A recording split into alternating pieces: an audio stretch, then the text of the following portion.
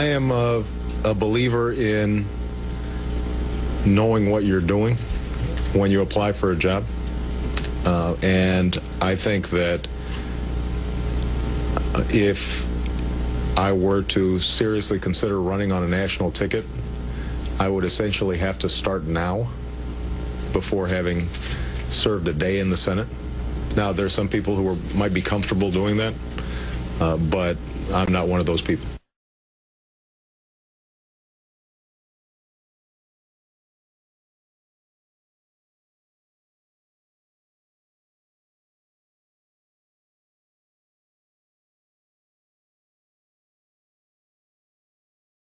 Barack Obama. I have to tell you, it's part of reporting this case, this election.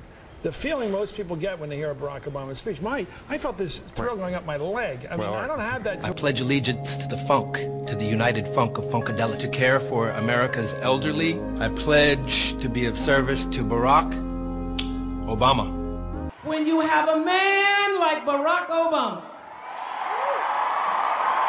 especially when you have the media loving one candidate as much as they love Barack Obama. But it's more than love. I mean, it's the kind of love that anybody who's been a ninth grade boy understands this species of love. Wow. Do you know what I mean? No, it's the truth. It's all red consuming. in the face. I think about you when I go to bed, too embarrassed to stand up. It's sealed with a kiss, love. I mean, it's really, it's puppy love. No, it really is. It is a personal. No, seriously, the media's love affair with Barack Obama is all consuming. It is a it is a ninth grade love affair where if you say anything about their love interest, they get very red-faced and angry and emotional. Oh, they can't really think logically about it. And it is You're asking mean questions. As an anchor on another network actually said the other morning when interviewing Barack Obama, I'm not going to ask you any questions about Jeremiah Wright. This will be a Jeremiah Wright free zone. Can you imagine at the beginning of an interview saying to the person you're interviewing, I'm going to take the tough questions and move them off the table? Yeah.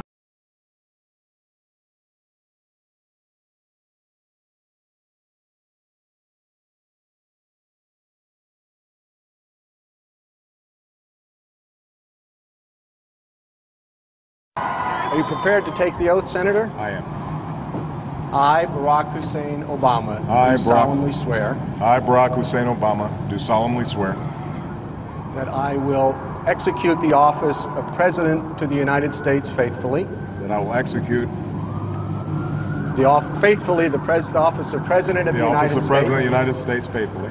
And will, to the best of my ability. And will, to the best of my ability. Talked again. I wish I could give their names because a lot of skeptics out there would understand how Democrats in Washington have been horrified by this president's handling of things for a year and a half now. But just look at the chart. The top Democrats in the United States Senate have all told me individually, this guy has no idea what he's doing. You pull people in.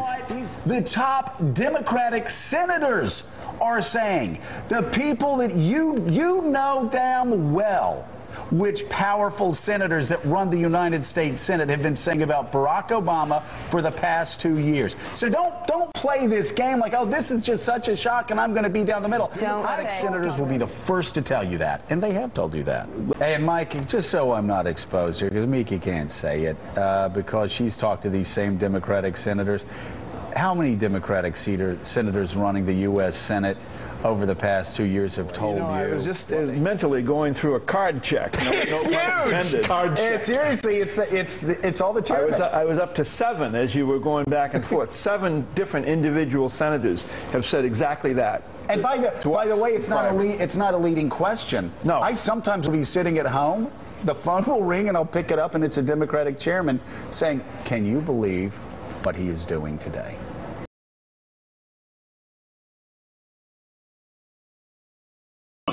Why don't we just ask Osama Obama? Obama, what is since he won by such a big amount. I am a believer in knowing what you're doing when you apply for a job. And I think that if I were to seriously consider running on a national ticket, I would essentially have to start now before having served a day in the Senate. Now, there's some people who might be comfortable doing that, but I'm not one of those people. And joining us now from London, the Lawrence A. Tisch Professor of History at Harvard University, Neil Ferguson. Neil is also a Senior Research Fellow at Oxford and Stanford Universities and now a columnist for Newsweek magazine. President Obama is one of the least experienced men in terms of foreign policy ever to occupy the White House, and yet he has advisors around him who are, frankly, second if not third rate.